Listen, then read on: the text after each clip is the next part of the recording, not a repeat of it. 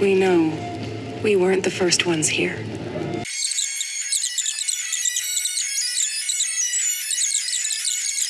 Are those fucking robots? Is she hunting them down with a bow and arrow?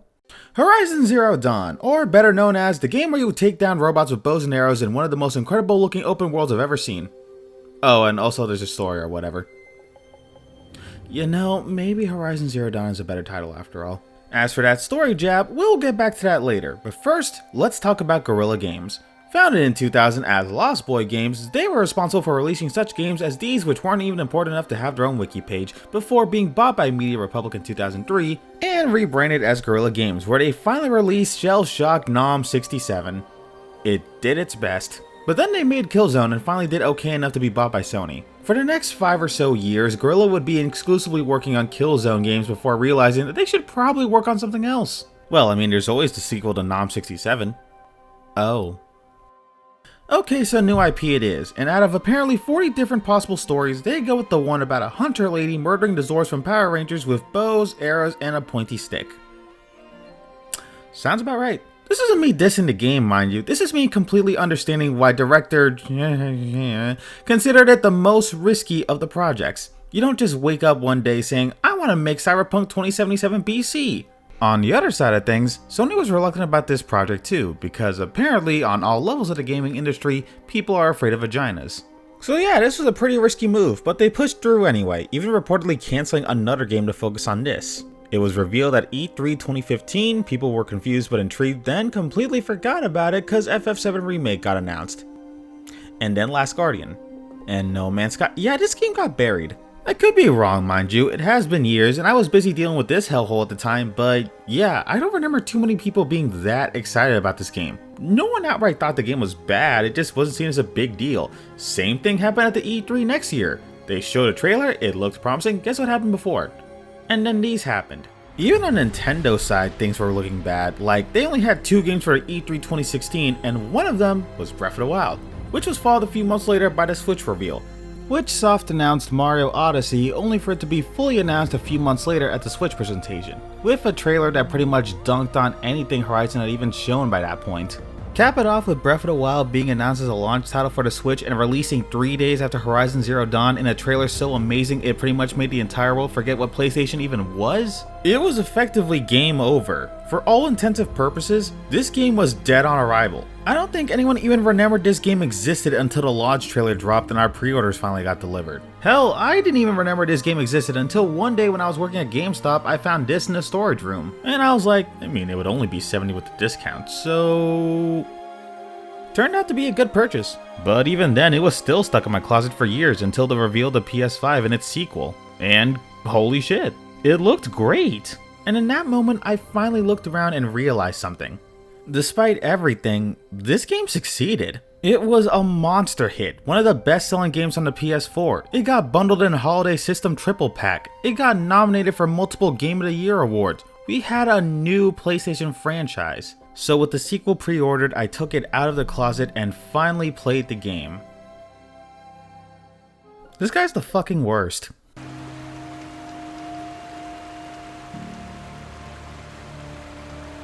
Okay, so maybe that wasn't the best way to start off this review, but for the record, this game has some really good stuff in it. And by far, the best aspects of this game have to be the world itself, the machines, and the machine combat. I mean, just look at this game. I don't know if they upgraded the visuals for the PS5 or something, but it looks great. All the environments look incredible and there's so much variety. We got snowy mountains, small desert areas, rocky canyons, cliffs, rivers, forests, the works. To be fair, I probably would have liked a little more like beach areas or jungles or something, but honestly, that's just me nitpicking. Rare on YouTube, I know. Would I have wanted it? Yeah. Is it a deal breaker? No. Plus, thank you, Forbidden West. If I did have to nitpick a little bit more though, while some of these places do look legitimately incredible and the low distance in this game has to be some of the best I've ever seen, some places can definitely use a touch up or two. Like, I'd say the Shadow of the Colossus remake probably looks a little bit better. Then again, that game has nothing to do in the open world, is just a nicer version of a 2005 game, came out after this game, and is what I'd like to call bad. Whereas this game actually does have plenty of stuff to do in the open world. Specifically... Oh, and don't think you're restricted to just basic arrows either. We also have hardpoint arrows, sniper arrows, fire arrows, lightning arrows, ice arrows, corruption arrows, this thing that bolts robots to the ground. We got elemental and regular bombs that we can shoot from slingshots. We got tripwires. We even got shit like this. Combine that with a variety of different robots with different strengths, weaknesses, and attacks, and you have some of the most satisfying takedowns I've ever seen in games. And there's always a sense of choice, like if you want to be stealthy about it and chill out in the grass while you set traps, that's an option since you can see the trails these guys take. Or you can just say screw the self option and just do this. You can shoot off weapons from different robots and use them against them. You could even use your spear if you really wanted to. Granted, your spear is probably best saved for small robots or if you run out of ammo, but considering crafting arrows is pretty easy, you really only use your spear for specific but awesome methods of fighting. You want to lure them and stab them when they get close by? Sure. You want to hack them and have them murder each other? Absolutely. This game is constantly rewarding you and letting you choose how you want to handle things, even going so far as to let you customize your weapons and outfits to do more of a certain type of damage or to be more resistant to certain types of attacks. You can take that even further by crafting potions that give you certain resistances to elements for a limited time. But I know what you're thinking, Chris, you've mentioned crafting twice now. How do you do it? Well, you grab random stuff you find on the ground or use whatever ammo you bought from merchants to murder robots, or in some cases animals for their sweet meat. Then you scavenge them for more stuff to craft or trade with. And if you can't find a merchant nearby or a specific robot to harvest its parts or whatever, just go to the map and find them. The map will tell you where all merchants or certain types of robots are, and you can fast travel to pretty much anywhere on the map since there's so many save spots and fast travel locations everywhere. Alternatively, you can just hack certain machines and ride off on them. Or if you're smart, you can use your skill points and get the ability to just call them out whenever you want. Speaking of skill points, there are skill points. Level up or do certain missions and bam, you can unlock some pretty awesome skills. If you ever played Spider-Man, it's that. Except this came out before Spider-Man, so technically Spider-Man's the one copying this one. Either way, both games are good. But...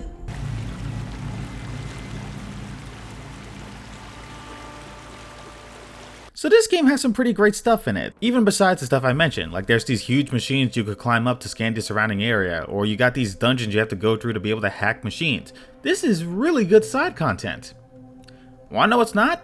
Following a stupid purple track from one area to another just to listen to some pointless dialogue that usually is just a less interesting variation of what you've already heard, or something you can guess. Does that sound fun? No? Too bad, cause that takes up about half of these. This side mission in particular is the worst one in the game and can pretty much summarize about 90% of the side missions. Go here, kill a thing, cryptic speech, okay, go this way. Rinse and repeat like 5 times. And what do you get from doing all this? Nothing!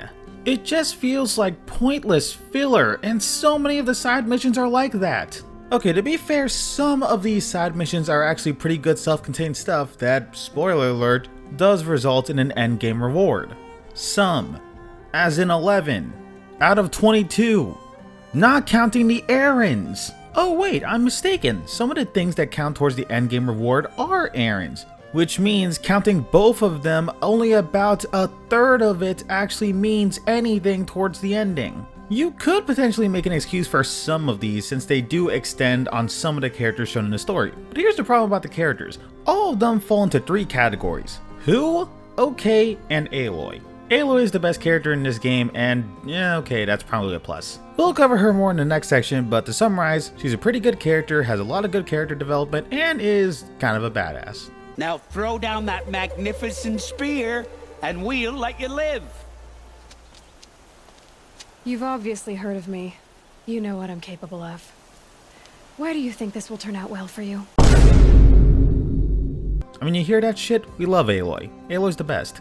Otherwise, most of these characters are completely pointless, and only like a couple of them reach the OK category. Which really isn't even saying much. Honestly, even the OK characters aren't written that great. Like, one of them is literally just Crumbroculus Michael from Rick and Morty. Still, I understand.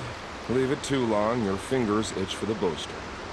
Say, how about you and I work together? Kill them all. Listen, if you ever need anybody murdered, please give me a call. You're giving him a card? At least this kinda gets fixed in the DLC, which we'll get to later.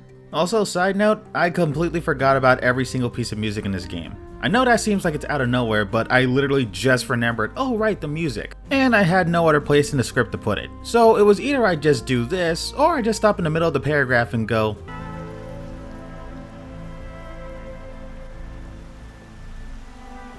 I don't remember it.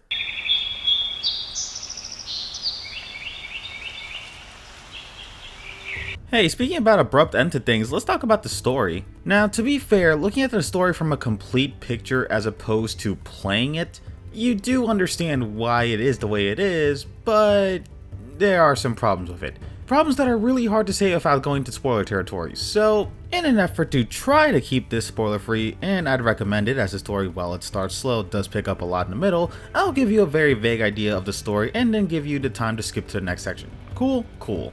To make a long story short, Aloy is an outcast from her village for reasons, and eventually she's going to travel the lands to find the secrets to life, the universe, and everything.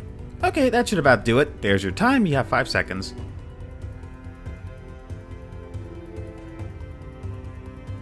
Okay, there we go.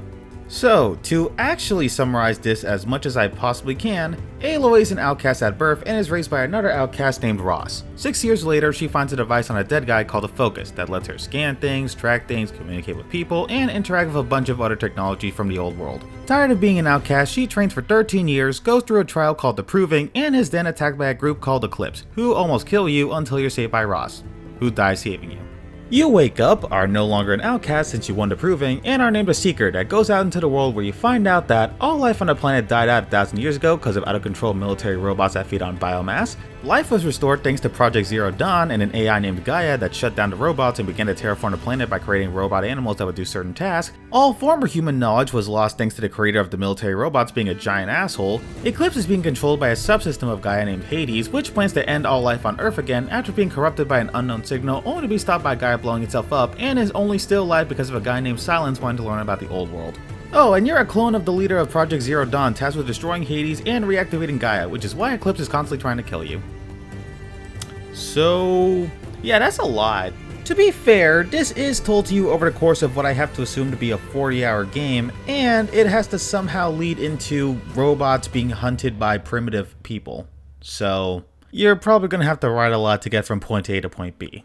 Looking at the entire story now that I'm done with the game, the story does fit in surprisingly well, but it's not really helped by the fact that during the gameplay, you're subjected to a lot of storylines that go absolutely nowhere. For example, hey, there's this kid, he throws a rock at you when you're 6. You eventually meet up with him again at the Proving, where he's being set up to be your douchey rival, only for you to save his ass and gain his respect. For about 10 seconds until he gets shot and killed. What was the point of that? That's not the only storyline that goes like that either. For example, Ross's backstory. This is the guy that raised you, and there's apparently a big mystery about why he was an outcast. Aloy keeps asking about it. You know how you finally find out about it? A giant exposition dump. Dude, if you're gonna do that, why even make it a mystery? Actually, here's a good question. Instead of having like 5 different side quests mean absolutely nothing to the grand scheme of things, why not give a side quest line showing what happened to Ross? Maybe have you interact with some people he interacted with in the past. Something, I don't know. Don't just say everything in like a 5-minute exposition dump. That's stupid. I don't think the story is poorly written or anything. For example, my favorite moment in the game is when Aloy's tribe is basically looking at her like she's some sort of second coming of Jesus. Long story, but she rejects that outright and berates them for shunning her entire life, telling them that there's more important things going on. That's a fantastic character moment for her, and it even leads into one of the most thrilling climaxes I've ever seen in a video game, where some, not all, but some of the people you meet in your side quests help you defend against Hades during his final assault. So if they're able to tie up the story so well while including some side quest lines, then why are there so many storylines that go absolutely nowhere? I don't really have an answer, but at the very least it doesn't ruin the game. And they do improve at least a little bit during the DLC.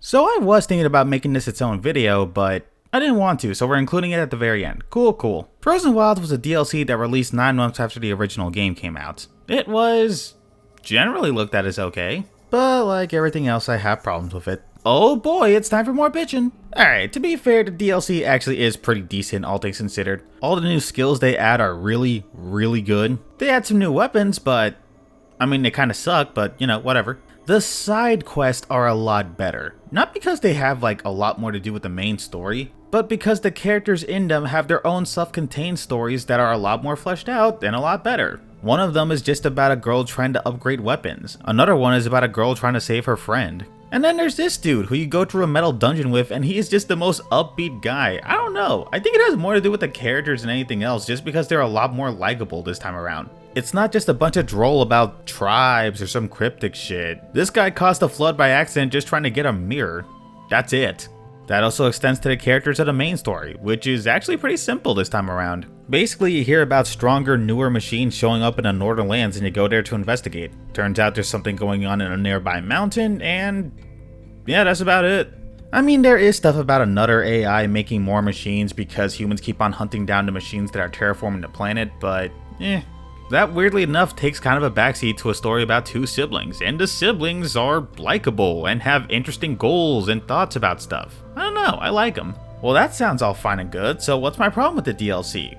Well, it mostly comes down to two main things. First off, the environment. It's just a big, snowy area. And yes, I realize this DLC is called Frozen Wilds. It doesn't make it any less boring to see just nothing but snow, snow, and more snow. Sometimes there's some unique areas, but actually no, this is about the only unique area. Everything else is just snow. The reason this bothers me so much is one of the best things about the main game is the variety of different areas. I talked about how many cool different areas there are. Here, it's the exact opposite. So it makes exploration of this area pretty boring because hey, guess what's the next thing you're gonna see? Oh yeah, it's more snow. The second thing I don't like is the difficulty, specifically the polar bear robots. Now let it be said that I understand the mindset behind them. It's been almost a year since the game came out, people are probably pretty good at it by now, we need a harder challenge than the main game. Makes sense, okay. The problem is the design philosophy. It pretty much goes against everything that the main game teaches you about how to fight robots. Scan them, look for weakness, find best way to exploit weakness. Rope's given.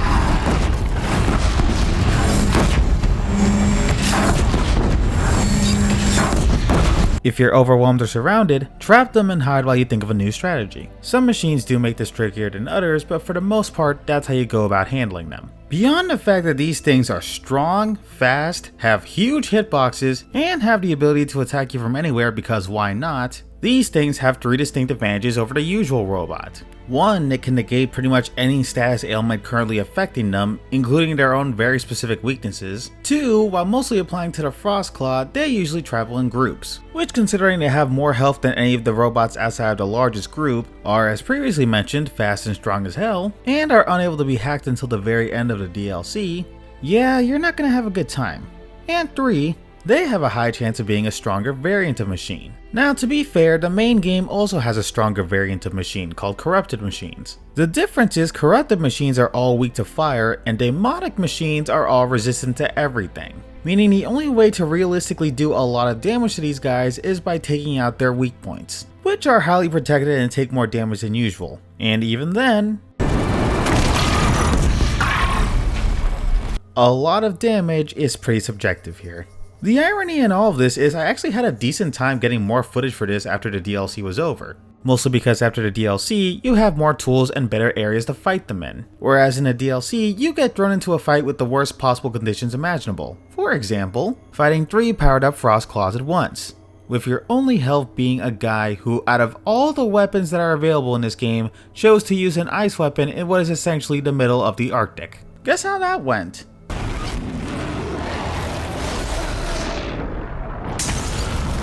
TLDR. These things are hard in completely different ways than the game teaches you to deal with, and the DLC uses them in the worst ways possible.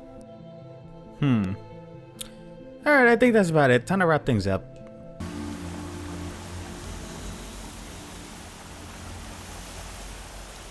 Okay, so I've given this game a lot of shit.